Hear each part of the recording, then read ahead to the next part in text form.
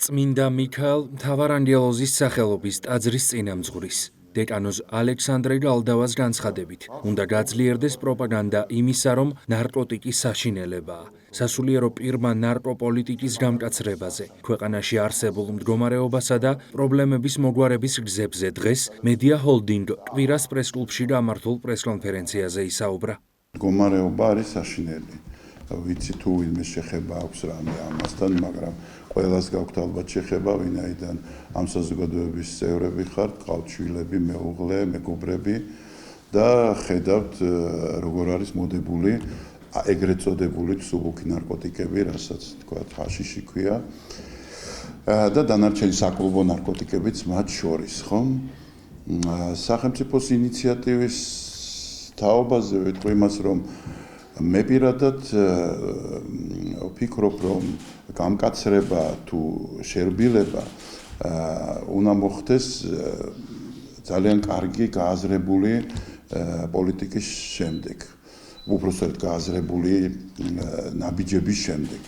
მე ვფიქრობ, რომ უფრო ფართოწრე უნდა იყოს ჩართული სპეციალისტების, რომლებიც შეისწავლიან სხვათა გამოცდილებას, ევროპულ გამოცდილებას და რომლებიც ჩვენ სტატისტიკასაც გადახედავენ, თუ არსებობს ესეთი სტატისტიკა, მაგალითად, იცით, რომ ძალიან მკაცრად იყო სააკაშვილის პერიოდში ეს მდგომარეობა ნარკოტიკებთან დაკავშირებული პოლიტიკა და რაღაცა დონემდე იმუშავა. მე ვფიქრობ, რომ ძალიან ბევრმა ადამიანმა მაშინ შიშით დაანება თავი ამ ჰაშიშსაც კი. მეც ამ საზოგადოების წევრი ვარ, მე მაგალითად ჩემ თავზე გეტყვით, რომ ჩემი თითქმის ყველა მეგობარი ბავშვობის ამ სნეულით იყო დაავადებული, მე 80-იანი წლების უკვე ესეთი თაობა, 80-იან წლებში რომ თინეიჯერი იყო. ხო? და მაშინ იწყებოდა ეს ნარკოტიკის რომანტიზირება, საერთაშორისო გოგოებიც ამ მხრივ ხელს უწყობდნენ, იმიტომ რომ მათში ის რომანტიზირებული იყო და მოწონდათ ნარკოდამოკიდებულის სახე მამაკაცი, რაც დღეს ესე არ არის და ძალიან კარგია და ამ ყეჩობას მიყვებოდა ხალხი, მე იყო სამოქალაქო ომი, იცით, ერთი ომი, მეორე უბედურება და ნარკოტიკმა წალეკა და მათი უმრავლესობა ახლა რასაკვირველია განისვენებს ღმერთმა ყველა აცხონეს. აი ამ პერიოდში მართლაც იმუშავა, თქვათ, გამკაცრება და ჩემი დაკვირვებით იყო ერთმნიშვნელოვნად შეჩერებული, უამრავი ჩემი მეგობარი კი არის, თითქმის ყველამ დაანება, იმიტომ რომ არ უნდა არავის ციხეში წასვლა, მაგრამ სამაგიეროდ მეორე მხარე აქვს, როგორც მედლის ორი მხარე რა, ესე იგი. ახლა ეს გამკაცრდა და ხელმიუწვდომელი გახდა ნარკოტიკი ახალგაზრდებმა დაიწყეს და ასაკოვნებმაც დაიწყეს ეგრეთ წოდებული რაღაც ალქიმიური საკუთარი იმპროვიზირება.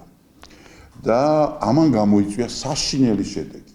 აი მე მაგალითად პირადად მე ჩემს სამრევლოში მოსული ადამიანების დაკვირვებით ვიცი ის რომ სრული მდგომარეობა იყო რაღაცა კატასტროფული ამ მხრივ და გული მოგიკვდებოდა ერთი ესეთიც რომ გენახა ეს დაგჭებოდა შტაბის ცდილება მთელი ცხოვრების მანძილზე და არავის უსურვებ ამას, რასაკვირველია არც მტერს და არც მოყვარეს. და არ ვიცი, ეხლა აი მეორე მხარე ამას აქვს. ჩვენ მაშინ უნდა ვიყოთ ამის საშიშროების ქვეშაც. დეკანოზ ალექსანდრე გალდავას მოსაზრებით, დაგეგმილი ცვლილებების ნაწილში უნდა მოხდეს კომპლექსური მიდგომა, რაც მათ შორის გულისხმობს სარეაბილიტაციო ცენტრების ხელმისაწვდომობას. ჩემი აზრია, რომ უნდა მოხდეს კომპლექსური მიდგომა, გამკაცრება თავისთავად. თქვათ, არ ვიცი, მე მგონი, შედეგი ექნება, მაგრამ რაღაცა დონის. მაგალითად, კომპლექსურში გულისხმობ, რომ პირველ რიგში უნდა იყოს სარეაბილიტაციო ცენტრები და ეს სარეაბილიტაციო ცენტრები უნდა იყოს ხელმისაწვდომი ადამიანისთვის, ან სახელმწიფოც უნდა იყოს თანათ აფინანსებით, ან რაღაც მსგავსი რამ, ესეც არ ვიცი, ესეც უნდა განსაზღვროს იმათვისაც ეს კარგად იცის და კარგად გამოსდის.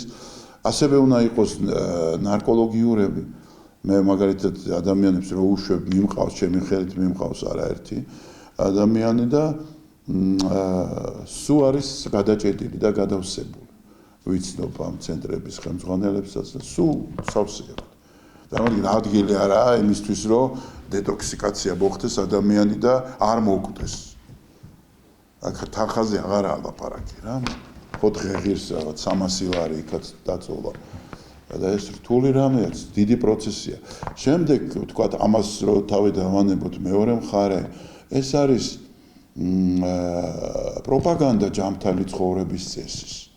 ერთდროულად ვთქვათ, დევალვირება რაღაც სრუფასეულობის, ამის რომანტიზირების მოშორება.